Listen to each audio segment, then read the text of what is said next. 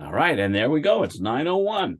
Hello, everyone, and thank you for joining us today. It's a pleasure to have you here. My name is Rob Pontecorvo. I am the Assessment and Relations Lead for GeoGebra. Running our program for today is Libo Valencia on the line, who is both a GeoGebra guy and a classroom teacher. Libo, why don't you start us off and get us going? We're only going to be here for about 30 minutes, a half an hour, so we want to pack a lot into a short period of time. Yeah, so thank you for the intro, Rob, and thank you everybody for joining us. So like Rob said, I'm Libo Valencia. I'm a high school teacher. I'm also teach at the college level. I am a big GeoGebra fan and GeoGebra user. So tonight the goal is to like show you some of like the new GeoGebra resources and how you could use them to teach operations.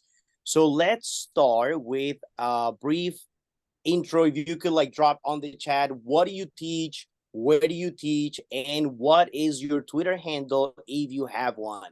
So please let us know, what do you teach, what grade level, what are you teaching, where do you teach, and what is your Twitter handle if you have one? All right. For those of you who don't know, Libo is a big Twitter guy. Libo, why don't you put your handle there in the chat? Yes, I'm doing that right now. So I'm good. So Valencia. I'm in New York, and my Twitter handle is at Mr. Valencia 24. So let me share that. Teaching high school and college.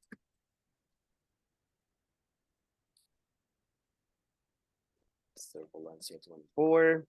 If you are on Twitter, so let me share that. all right, excellent. Nice. Primary mathematics, nice. That's Libo. That's actually excellent because Excellent. right. Let's tell our participants that the resources that we're going to show today are designed in particular for grade 4 through 8 students. That'd be a U.S. grade level 4 through 8. I guess you would say that'd be ages 9 through 13. 9 to 13, yeah. That being said, I can share that I've used them with my daughters. I have two little ones at home who are 8 and 4, and I've also used these resources with my high school students and college students. But they're like designed for grades 4 through 8. So let's go over our agenda for tonight, because like Rob said, we only have about 30 minutes, so we want to make sure that we get as much as we can done. So tonight we'll be talking about the resources on operations. Currently, we have about 129 resources and applets. So during the presentation, during the webinar, we'll have a live exploration. We'll show you how to use the resources from like a teacher perspective, what your students are gonna see on their end, how you could use these resources in the classroom for different purposes like activations, explorations, practice, and assessment. So that is the goal for tonight. So hopefully by the end of the webinar, you'll know enough so that you could go in yourself and play with these resources, find something that you're teaching this week, find something that might be helpful for you next week in the upcoming weeks. And that is the goal. So let's start with, so all of our resources are on the GeoGebra website. If you go to geogebra.org/math, is going to bring you to the new resources. So there are a couple of ways that you could get there. So let me show you. Rob, can you confirm that you can see that I'm in the GeoGebra site? I can, Libo, and let me let you know also, nice. Just so you know, the number of resources now, because they get added to every week. So there's a 100 of them there now, right? Yeah, so it's probably could be up in excess of 300 of the resources there now, I think. Nice. I know it's like constantly updating, it's constantly growing.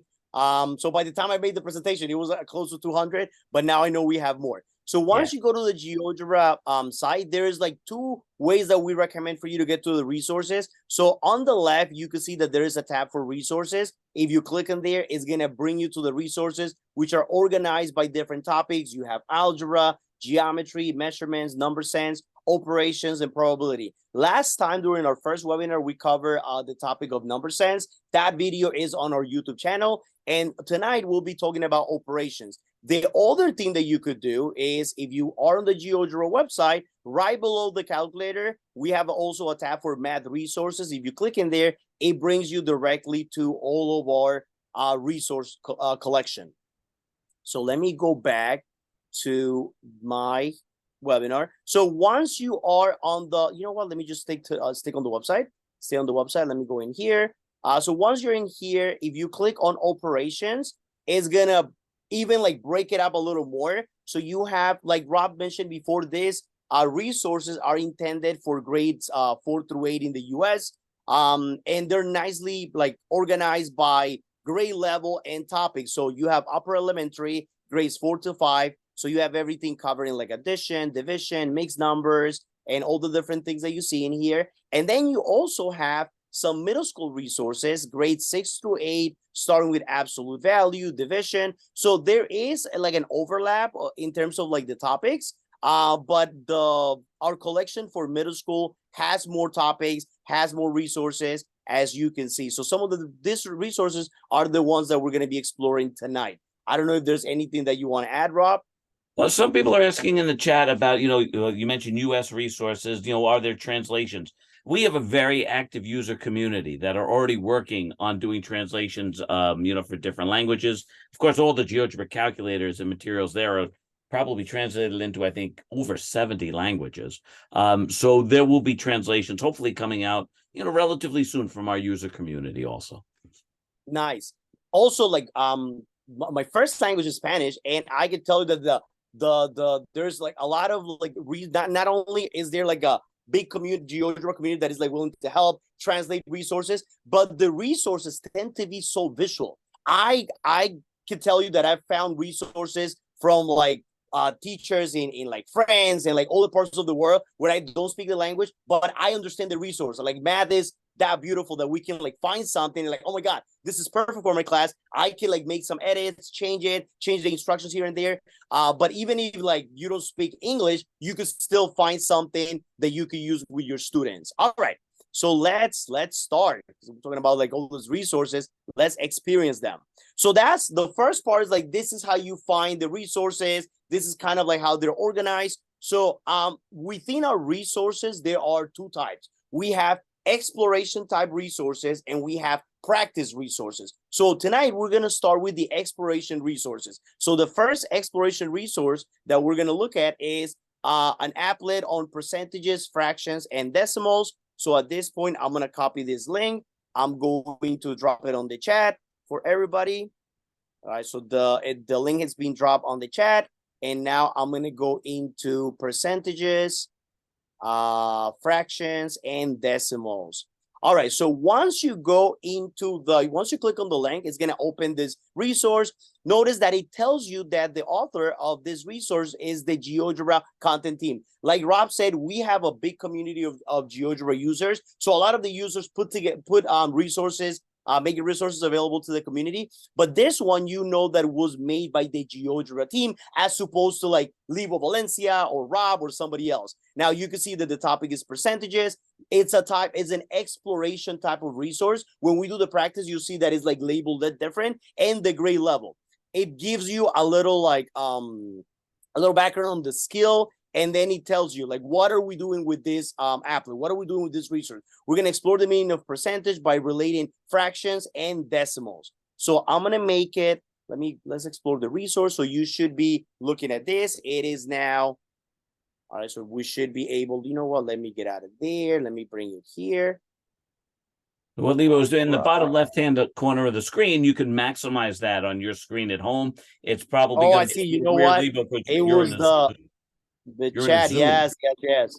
Right. You're in a Zoom, so it's not going to work quite the same way, but I'm working it at home. I'm clicking on that. I'm maximizing it on my other screen, and I got a full-blown screen of that resource. Yep. All right. So let me just maybe refresh it.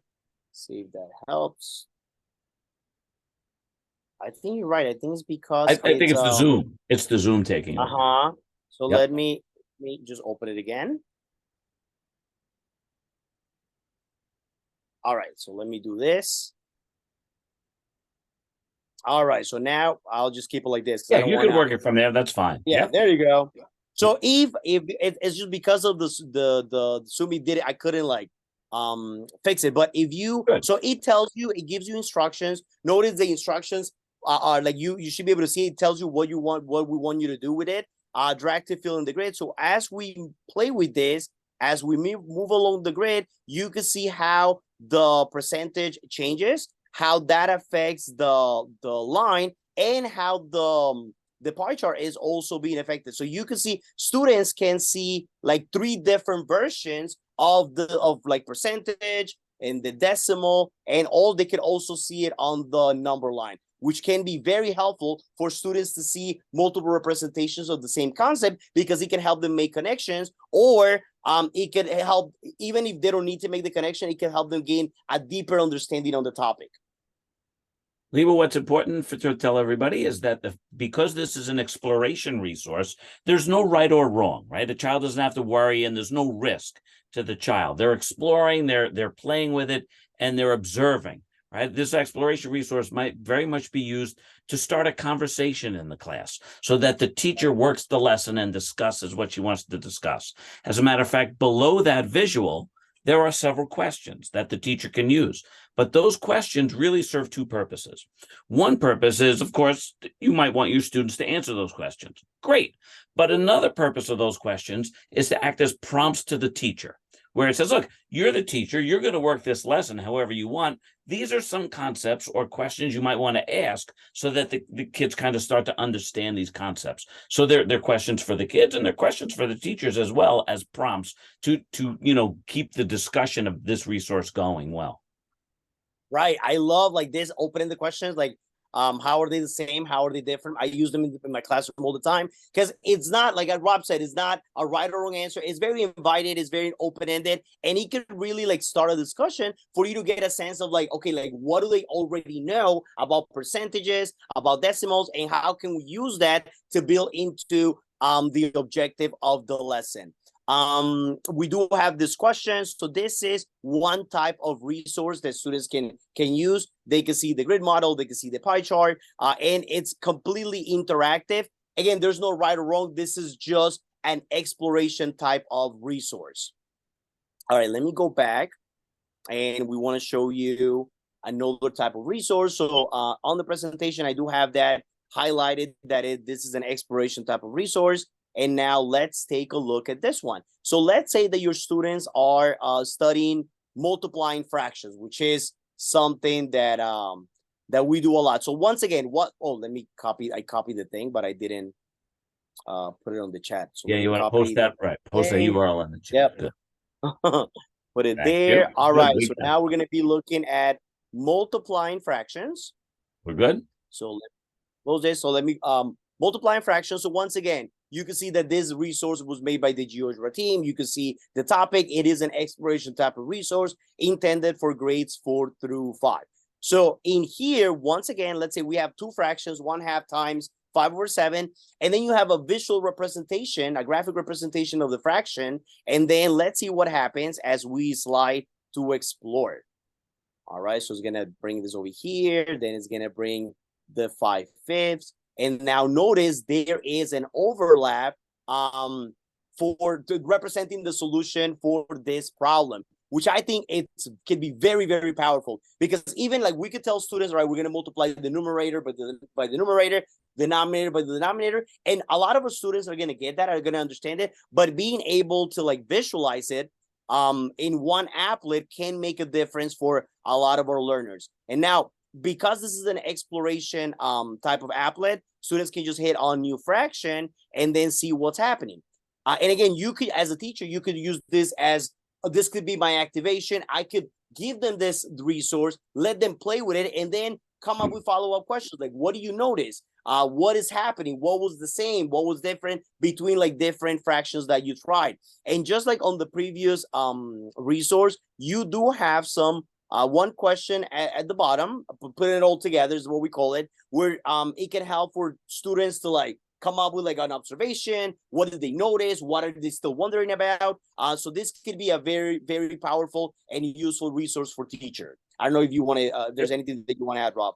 Yeah, a couple of things. First of all, if the people on the webinar are clicking on your link, they might be saying to themselves, hey, mine looks different than yours. Yes, each time GeoGebra generates a new question, there are new numbers. So there's really an infinite number of questions here, or a different number of resources. So after you click a link at home, you might come up with a different set of fractional values. That's okay. It's still the same concept of multiplying fractions, right? It's almost, we have actually desire it to generate all different types of values. The other thing I wanted to mention, Lebo, if you could scroll down to the bottom, underneath the resource, the users might also start to notice that GeoGebra also gives suggestions for like prerequisite resources, right? In other words, what might a teacher want to use if they feel their student is not quite ready for this?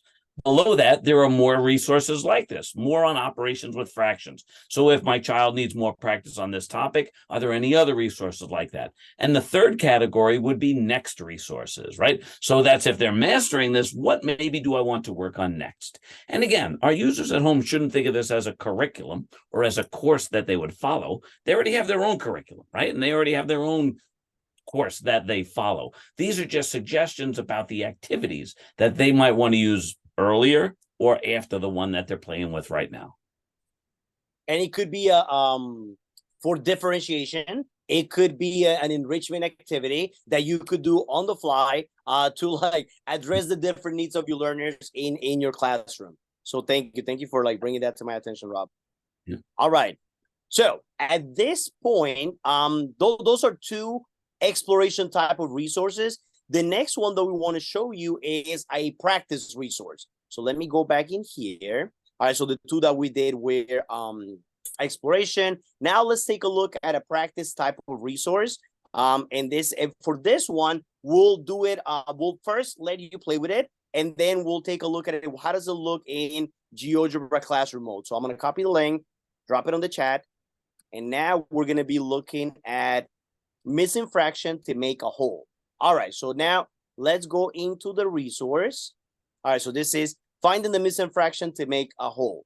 So notice in this case, once again, you could see that this was created by the GeoGebra team. You could see the topic, but now notice how this one, instead of exploration, is a practice. So I want you to take a look at this resource. It kind of tells you like what fraction do you need. And again, as Rob mentioned, your fraction might be different than mine. That's okay. So you could have two students sitting next to each other that are looking at the same type of skill, but it's a different problem.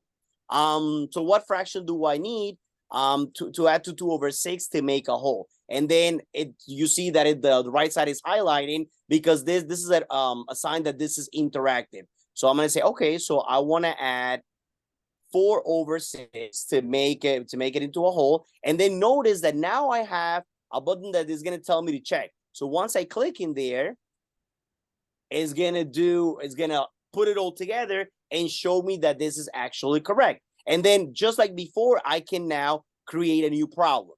So now this time, let's say that one of your students, right? Like let's say that they make a mistake. Let's say, let's check. So now notice it did the same thing. It's kind of like putting it all together. It's showing them, okay, like this is not quite what we want. Why don't we try it again? So now I'm going to say 2/9, see what happens. So now notice the first time that we made a mistake, GeoGebra kind of like showed me graphically, okay, like this is not quite 1. And then now for the second time that I make a mistake, it's showing me again. But now for that student that needs the extra scaffold, it's giving me a hint. It's saying, well, count the numbers in total and then like see how many you were missing to make the whole. And now let's see. All right, I want to get this completely wrong. All right, so now it's showing me that now I actually had extra and it's showing me a solution. So this could be very, very useful if you're practicing, if you're reviewing, if you want to get, and it's very interactive. So your students will have fun with it. Also, students are not all doing the same thing. So they're not able to like copy from one another. They might be able to help one another, but that's a good thing. Because if students are able to help one another, because they actually understand it. I don't know if there's anything that you want to add, Rob, before we show what I've noticed as I'm showing this to teachers is they're realizing GeoGebra is a teaching tool, and it's a very gentle teaching tool. In other words, if a child gets something wrong, they get to try it again. If they get it wrong again, they get a hint, right? And if they get it wrong again, Well, then we'll show you the answer so that maybe you can get the next one right. And the user should notice that in the bottom left, GeoGebra is keeping account of the number of problems that the child gets right, right? They don't count how many the child is getting wrong. They're not worried about that. This is a teaching tool. They're counting how many they get right. So it's very gentle. So what I'm learning is that teachers are using these resources and doing things like telling their kids, look, do this until you get 5 right. Right? Because they know, look, if they got 5 right, they might have got some wrong, but I don't care if they got some wrong. I know that if they got 5 of these right, they're on their way, right? They're probably on the right track and they're starting to pick up the material and to know what's going on. So that's the way GeoGebra tries to act as a teaching tool, and a very gentle teaching tool where it gives hints, it shows the right answer if you can't continue to get it, not just the answer, but an explanation of the answer, and then it keeps track only of what you've done correct. There you go.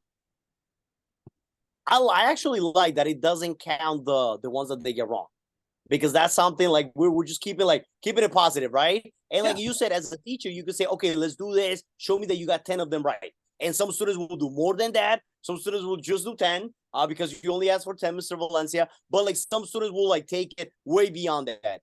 Just like on the other resources, we have explore more, more operations with fractions, next resources. So if your students are mastering this, or if they need more help, more of a foundation, GeoGebra is gonna have some options, some suggestions in here. All right, so at this point, what I would like to bring to your attention is that we can use this. So any teacher, right, whether they have a GeoGebra account or not, can go on the GeoGebra site, can find something that they like, can open it on the smartboard or on a computer lab and show it to their students. Now, GeoGebra also gives you the option of like using the resources in GeoGebra classroom mode. Now, before I show you that, I just want to bring to your attention that in order for you to be able to do that, you must be signing to your account. So I want to show you that right now on the upper right, I'm signing into my account. So you do need an account to be able to play with the resources on GeoGebra classroom mode. The account is completely free. You just set it up. And one thing that I want to show you, like one of the advantages of setting up an account is that you can create folders where you start to find things like, oh, like this might be good for addition, or this might be good for algebra, this might be good for geometry. And then you start to organize your resources according to like your needs. Okay, so the important thing is that you must be signing to your account to be able to play with GeoGebra Classroom. So this is, am I back into the resource? Yes. So now that I'm here, I want to show you that on the upper right, it says assign to.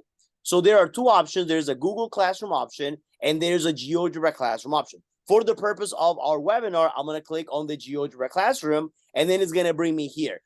I think I called this like webinar 2 and then like finding the missing fractions. So then I'm just going to go ahead and create.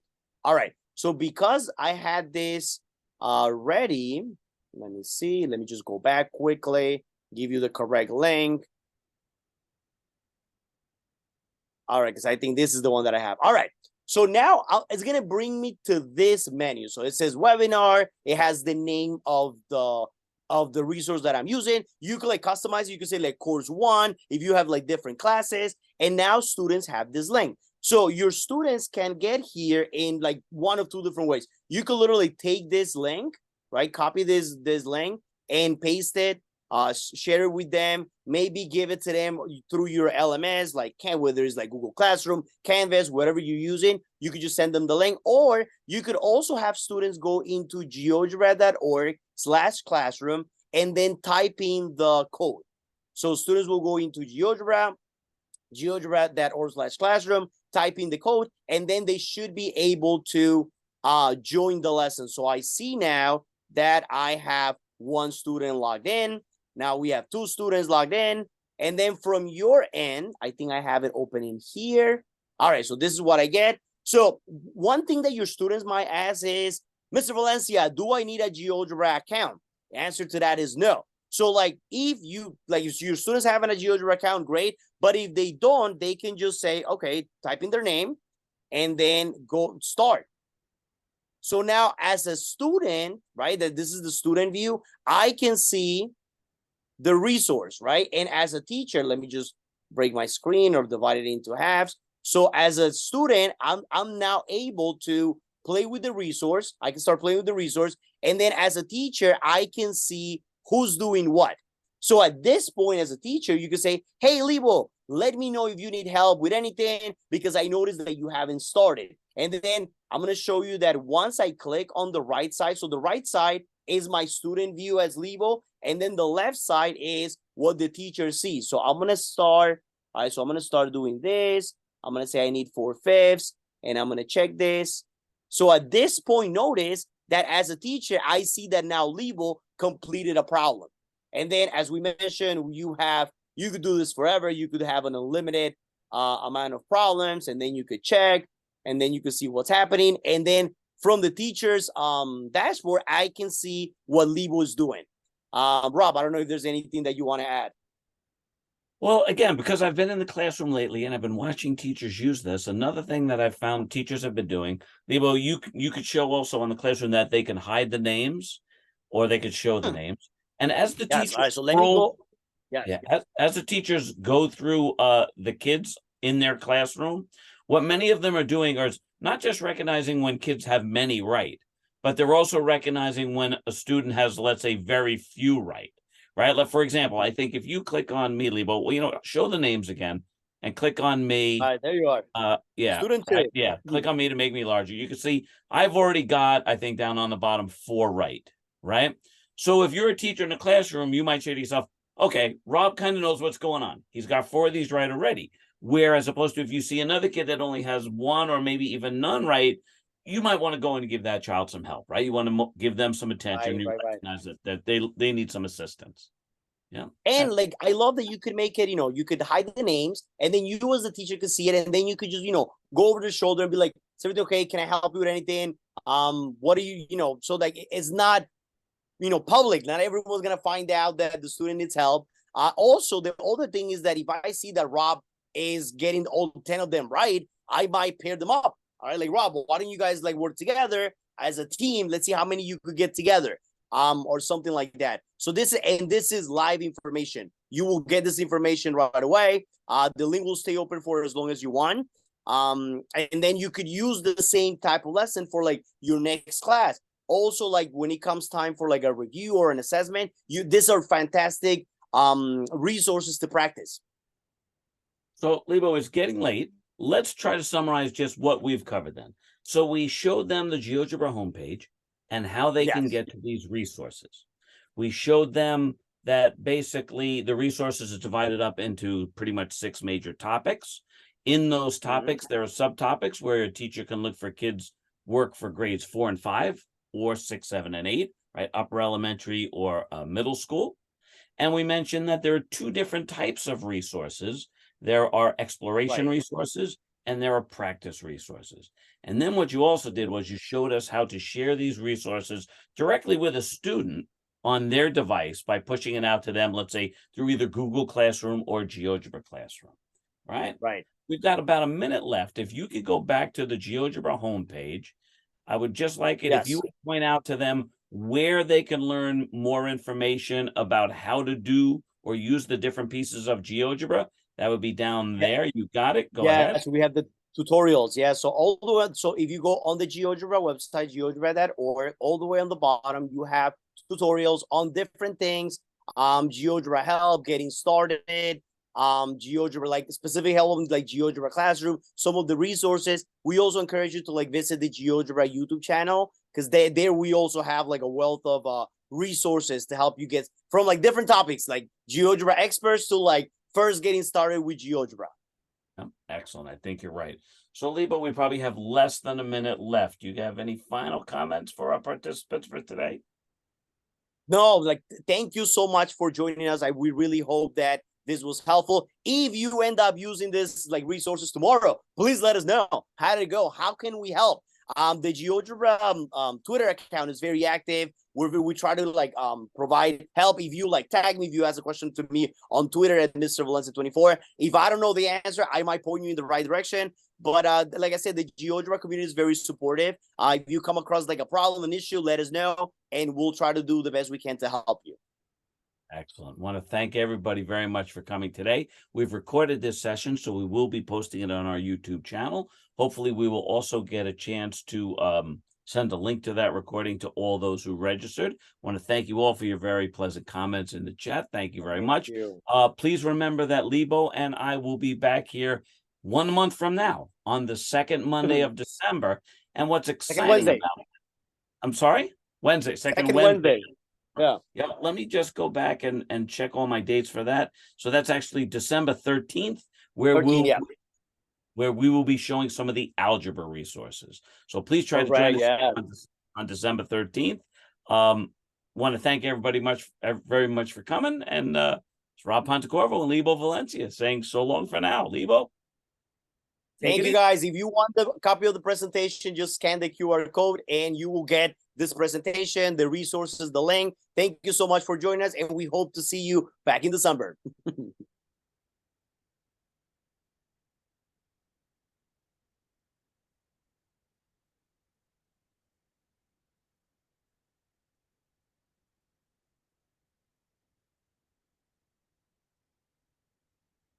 All right. I think you're still recording. Yeah, hold on. I have to turn that off. Can you stop screen sharing so I can see all my buttons? Thank you. There you go. And then turn it off. There we go. All right. Thanks, Lebo. Talk to you later. Oh, Rob.